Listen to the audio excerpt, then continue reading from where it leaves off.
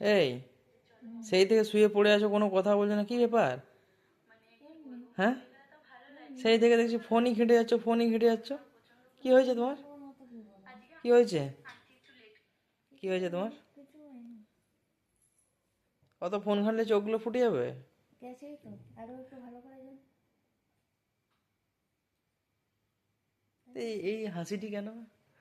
হ্যাঁ, এই হাসিটি কি জন্যে? হ্যাঁ, ফোন পাগল ঘাটছে নাকি? আবার কি? তা এত ফোন ঘাঁটার কি আছে?